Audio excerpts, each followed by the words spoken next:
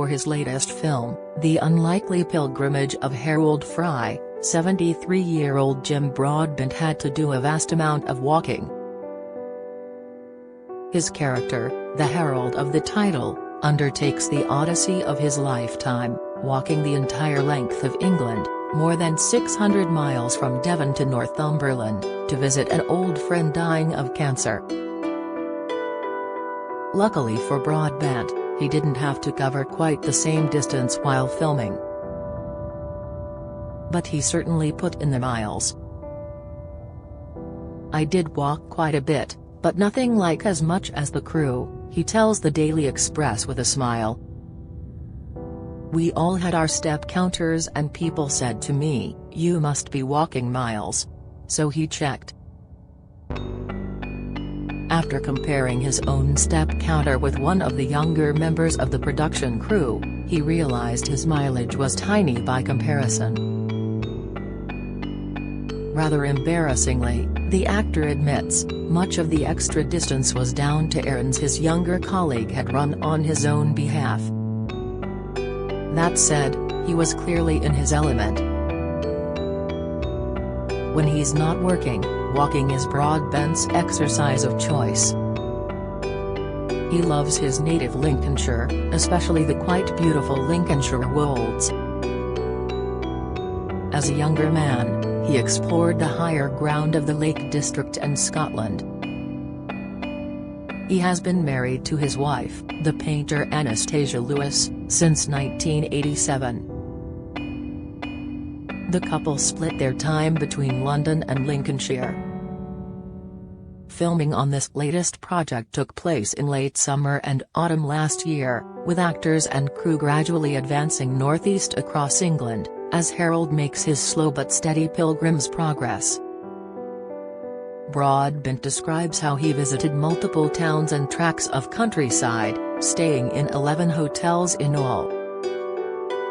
The most dramatic section of his pilgrimage, he says, was traipsing across the Northumberland moors, often in the driving rain. The film is based on the 2012 best-selling novel of the same name, by Rachel Joyce, who happens to be a former acting colleague of Broadbent's. It's an uplifting story of quiet heroism, self-discovery and grief. Harold, an unremarkable man who sets off on a remarkable journey, believes that by walking across England he can save his old friend Queenie from cancer. But he is pitifully ill-prepared for his journey, with little money, his only footwear a wholly inappropriate pair of leather deck shoes. As he clocks up the miles, staying in B&B accommodation during the early stages, and sleeping rough later on, he becomes increasingly disheveled, his feet blistered and bruised. Word gets out about his pilgrimage and it's not long before he gathers a troop of loyal followers, seeking comfort from their leader's dedication. It's all very reminiscent of the 1994 Tom Hanks movie, Forrest Gump, when the eponymous hero runs across America, gathering followers as he goes. The director of Harold Fry is Hetty MacDonald, whose previous work includes TV series such as Poirot, Doctor Who, Wallander, and Normal People. "I find Harold such an extraordinary hero," she says. In bravely stepping out into the unknown, he shows how it's possible, by taking a leap of faith, to heal. In advance of filming, MacDonald drove the long route of Harold's pilgrimage, from Kingsbridge, in South Devon, to Berwick-upon-Tweed, close to the border with Scotland. It was such a formative experience, to feel the way the landscape shifts and communities change as you go north, and it helped us to understand the nature of Harold's journey, she adds. Broadbent sees the film and the journey within it as a celebration of being kind, and having faith in one another and in humanity. He adds, Harold doesn't really know why he's walking, but it becomes clear to him and to the audience as he goes. born in 1949, in a small village called Holton-cum-Beckering in Lincolnshire, one of the few English regions not featured in the film. Broadbent attended a Quaker school, and then the London Academy of Music and Dramatic Art. His parents, Roy and Doreen, were artists, keen amateur actors, and conscientious objectors during the Second World War. Early on in his career, he appeared in the 1980s Terry Gilliam films Time Bandits and Brazil, and as DCI Royce later in the sitcom Only Fools and Horses. In the latter, he was originally offered the role of Cockney market trader Del Boy before David Jason took the part. "I always say my greatest contribution to British culture is not doing Del Boy," he once joked. His breakout role was in the 1990 Mike Leigh film Life is Sweet. Following this, he appeared in movies as diverse as The Crying Game, Little Voice, Bridget Jones's Diary, Hot Fuzz, Moulin Rouge, Gangs of New York, and even a couple of the Harry Potter films, cementing his status as a household name. In 2001, he won an Oscar for Best Supporting Actor in Iris, the biopic of Anglo-Irish author Iris Murdoch. A year later he was offered an OBE but turned it down. "Vanity. Not a good look. Didn't suit me," he says modestly when asked why, adding that he had already been awarded enough prizes. "An OBE is really for people who deserve it," he continues. "I've led a fairly selfish life. It's not for actors. Successful actors get enough to make out they're more deserving than anyone else. I think it's more suitable to people who have contributed selflessly to the community rather than those pursuing a career in the movies." But there's also a political aspect behind his refusal of the OBE. "The British Empire is nothing to be proud of, certainly not to celebrate with an Order of the British Empire," he explains, adding that, if he was offered a similar honour today, he would again refuse it. Broadbent's acting skills are surprising in their diversity. He can do character acting, he can do drama, he can do comedy, he can do tear-jerkers, he can do goodies and baddies. He's even done musicals. But he is never better than when he plays the wide-eyed, bemused, slightly world-weary, mumbling English gent. "It's not always an act."